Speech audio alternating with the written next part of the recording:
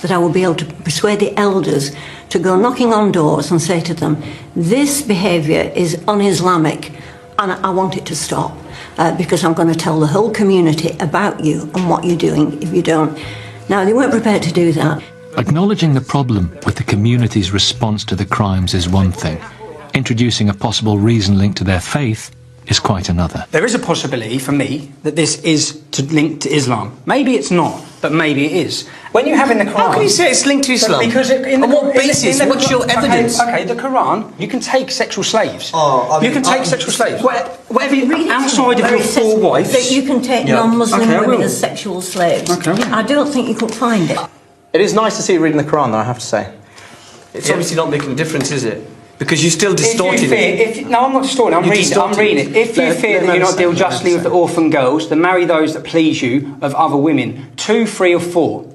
If you fear that that will not be just, then take what your right arm possesses, i.e. slaves. Where does it say sexual slaves? Slaves, you can take... No, where does it say sexual slaves? Where does it say sexual slaves? Don't distort it. Well, maybe it's not me misrepresenting it. Maybe it's the groomers that are misrepresenting this. Would we all agree that these girls that have been targeted in these gangs are slaves, being treated like slaves?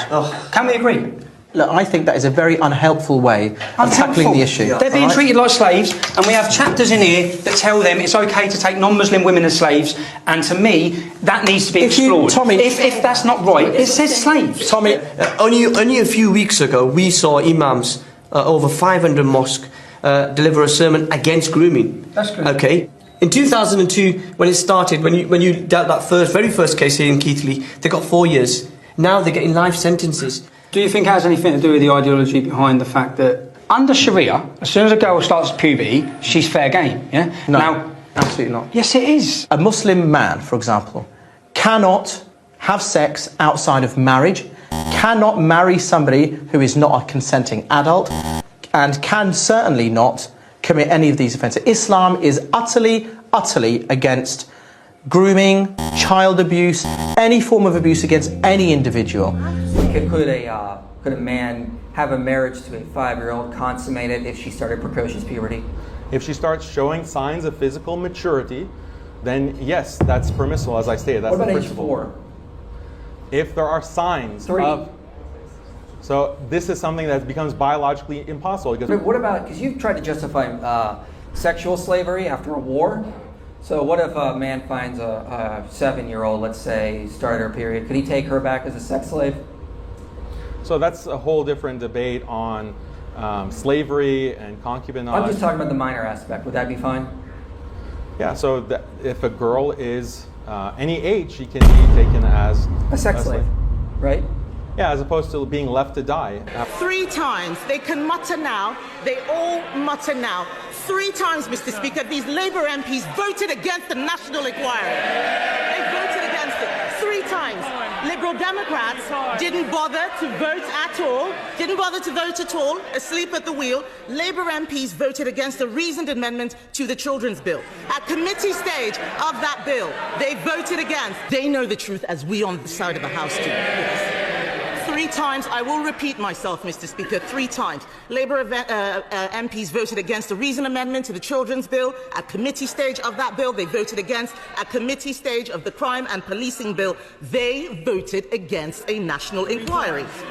And at Prime Minister's questions, the Prime Minister repeatedly ruled out a national inquiry to the chairs of all of these Labour MPs who are now pretending this is what they believed all along. And I will remind her that the Foreign Secretary criticised Sajid Javid at the time, said he was bringing the Office of Home Secretary into disrepute and said he was pandering to the far right for doing exactly what she says she's doing now. They should be ashamed of themselves. But there hasn't been much of many prosecutions happened in London. But, obviously as the police commissioner for Northumberland said, this is happening anywhere, and the only reason why it's not being found is that people aren't looking. Are you looking in London for grooming gangs in London in order to prosecute people? Because if it's going on in cities like Oxford and Bristol and Peterborough and Aylesbury, smaller places, it's surely going on in London as well on a large scale. Can I just be clear, Chair? Is the inference that because of my faith or my ethnic origin, I'm not seeking to follow these crimes. No, I'm asking you because you're the Police and Crime Commissioner. Assembly Member Curtin, I think you're pretty much drifting now onto drifting off the subject itself. So can I just ask you to stick to the topic and ask a relevant question, please? Well, Chair, I mean, I was originally asking about Black Lives Matter, and then the Mayor started talking about slavery, and the questioning has developed. Yeah, but you're still going off the tangent now, so can you please be cautious about that and not ask... Okay, well, Chair, if you want to disallow my question, that's your prerogative. Well, I will use that then. Thank you very much. I'm going to move on now. Just how many grooming gangs have we got in London? Avoid any misunderstanding. Can she define what she means by that? Yes, if you look at what's gone on in Rotherham, where there are people taking young girls, grooming them for sex. That is what I'm talking about. We know in London there are issues about exploitation of young people, but they're not as defined by the member in her definition of what those types of gangs are. So are you saying we haven't got the same sort of gangs that are in Rotherham, Bradford and lots of other places in the country? Just fully what's a misunderstanding. What does she mean by that? You know full well what I mean by that. It's all over the television. You know exactly what I mean by that. These gangs of people that are grooming young girls for sex. Do we actually have those in London? Today, I'm unclear, Chair, what is meant by the question. If you could spell it out, I can answer. I've just spelt it out. Are you not listening? It's the sort of gangs that groom young girls at a young age for sex. Exactly how much clearer do you want me to be? Celebrate the incredible contribution that Muslims have made to our country. We see it in business, we see it in culture, we see a better Britain. One of the things that is coming up over and over again is Islamophobia. And, well, you can see the stats, you can see the numbers rising, particularly since October the 7th. Although we shouldn't fall into the trap of thinking that before October the 7th, this was all heading in the right direction. It's been far too high for far too long. Clearly, we need to just say over and over again, Islamophobia is intolerable. It can never, ever be justified. And we have to continue with a zero tolerance approach.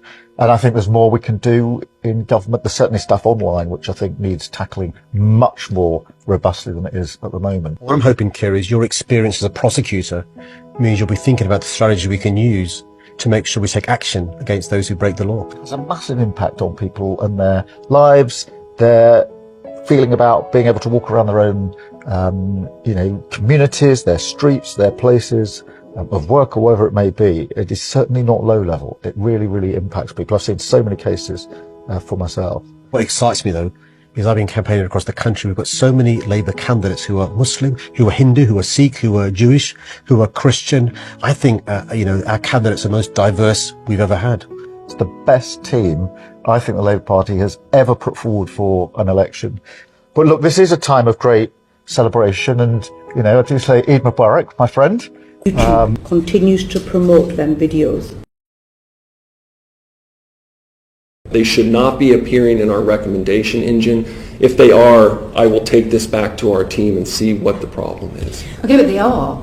I mean, they are appearing. They are in my recommended timeline at the moment. The first two videos recommended to me by YouTube, when I just click on, as I've just done with this afternoon, I click onto YouTube, the first two recommendations are Tommy Robinson videos. Listen to this sad state of affairs. This is a Labour MP, a Labour representative. I went to the elders, please help us. Are we governed under fucking Sharia? Is that what we have to do to stop Muslim men raping young English girls? Go and plead with the Islamic elders. Listen to what she said. She went to the Islamic elders, they're representatives of their community, and what did they do? Nothing. Did they help? No. How many Islamic protests did you see on the streets across the UK over Islamic rape gangs? Zero. Do you know the only time Muslims protested about this issue? The only time? In Rotherham. When the council said they needed to put cameras in their taxis because their taxis were being used to prostitute and ferry young English girls. That's the only time they took to the streets and protested. Because they wanted to put cameras in their taxis. Then they're all out on the streets. This stain, I just hope that every person, you see Nick Lowles, you see Owen Jones, you see Jess Phillips, Keir Starmer, the entire Labour establishment that attacked every single person. Do you know the people who lost their jobs, lost their livelihoods, lost their reputations, smeared, attacked, violently attacked, imprisoned? So many people, all from start to finish, to cover up the dirty hands of politicians and police leaders who allowed this. They allowed it. They covered it up. And they come down like a ton of bricks on anyone who tried to speak about it. And right now, those same people who acted in that way, they're trying to rewrite history as though they were on the side of the children.